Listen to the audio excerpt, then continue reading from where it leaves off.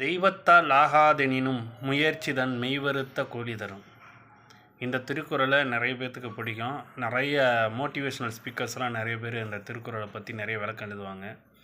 இந்த திருக்குறளுக்கான உண்மையான விளக்கமாக நிறைய பேர் சொல்கிறது என்னென்னா, நீங்கள் ஒரு விஷயத்தை ஆசைப்பட்றீங்க, அந்த விஷயத்துக்காக தெய்வத்துக்கிட்ட கேட்குறீங்க, இறைவனிடத்தில் கேட்குறீங்க, பிரார்த்தனை வைக்கிறீங்க, ஆனால் அது கிடைக்கல அல்லது தள்ளி போய்கிட்டு இருக்குது அப்படின்னாலும், நீங்கள் அதுக்காக உழைப்பு போட்டு ஒரு முயற்சி பண்ணும்போது நிச்சயமாக அந்த விஷயம் உங்களுக்கு நீங்கள் உழைத்த உழைப்புக்கும் நீங்கள் கொண்டிருந்த முயற்சிக்கும் நீங்கள் கொண்டிருந்த நம்பிக்கைக்கு தகுந்த மாதிரி கண்டிப்பாக அது உங்களுக்கு கிடைக்கும் அப்படிங்கிறது நிறைய ஸ்பீச்சஸில் நம்ம கேள்விப்பட்டிருப்போம். நிறைய புத்தகங்களையும் நீங்கள் அப்படி தான் படிச்சிருப்பீங்க, திருக்குறள் படித்தவங்களாம்.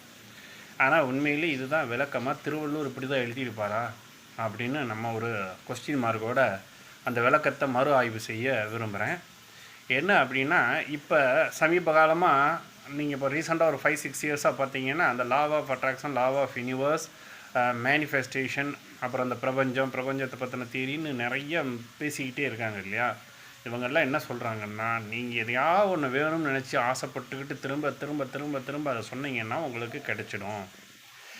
ஓகே, இந்த பிரபஞ்சம் அல்லது அந்த இயற்கை அல்லது ஏதோ ஒரு தன்மை இருக்குது இல்லையா?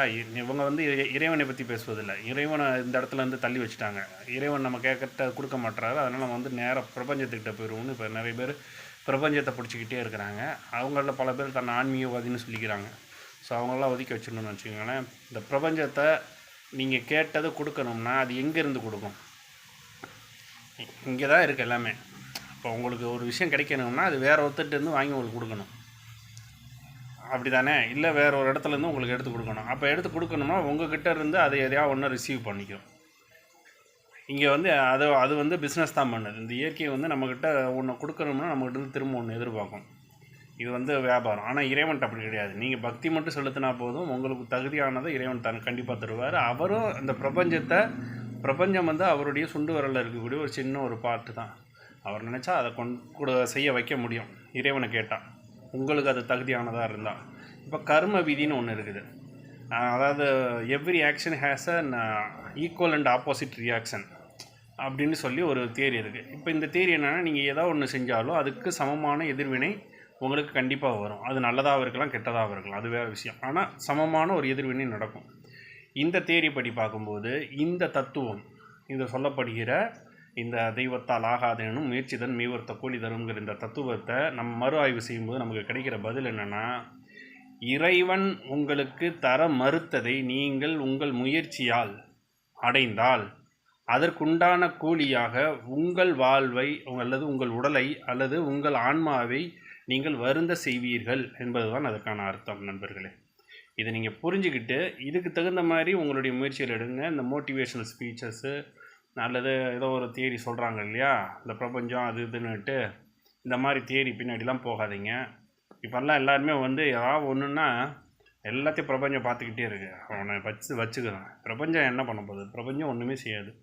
அது ஜஸ்ட் ஒரு சாஃப்ட்வேர் தான். ஆனால் இறைவன் அப்படி கிடையாது. இறைவன் மட்டும்தான் நியாயத்தை வழங்க முடியும். நியாயத்தை அந்த உலகத்தில் வேறு யாருக்குமே வழங்க முடியாது. நியாயத்தை வழங்கக்கூடிய ஒரே தகுதி படைத்தவர் இறைவன் மட்டும்தான்.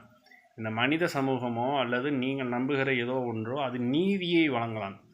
நீதியானது வாத பிரதிவாதங்களின் அடிப்படையில், அந்த சூழ்நிலையின் அடிப்படையில், நடந்த சம்பவங்களின் அடிப்படையில் ஒரு தீர்ப்பு வழங்கப்படுவது தான் நீதி. ஆனால் நியாயம் அப்படியா அல்ல. நியாயமானது இந்த செயல் நடப்பதற்கு எதெல்லாம் காரணம் என்று தேடும். ஒரு விஷயம் மாதிரி நடக்குதுன்னா அதுக்கு ஏதோ ஒரு காரணம் இருக்கணும் இல்லையா? அந்த மூல காரணத்தை தேடி போய் அதிலிருந்து தான் அதோடைய நியாயம் பிறக்கும். அது இறைவன் மட்டும்தான் செய்ய முடியும், வேறு யாராலையும் செய்ய முடியாது.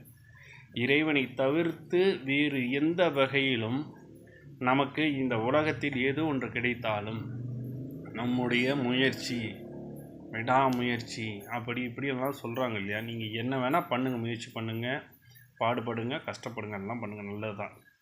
ஆனால் முடிவு இறைவனிடத்தில் ஒப்படைச்சிட்டு நீங்கள் அமைதியாக இருந்தீங்கன்னா அது அந்த முயற்சிக்கான பலன்றது வேறு. அதை தான் கர்ம யோகம்னு சொல்கிறாங்க. நீங்கள் கர்மயோகியாக இருந்து ஒரு உழைப்பு உழைச்சிங்கன்னா அதனுடைய தேரி வேறு.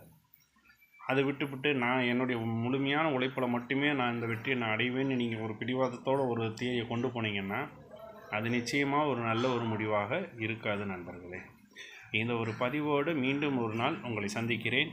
இதை சற்றே சிந்தித்து பாருங்கள். நிறைய பேர் முயற்சி பண்ணியிருப்பீங்க, வாழ்க்கையில் நிறைய விஷயம் அடைஞ்சிருப்பீங்க. ஆனால் அதுக்கு பின்னாடி நீங்கள் எவ்வளோ வேதனைகள் அனுபவிச்சிட்டிங்க உங்களுக்கு தான் தெரியும்.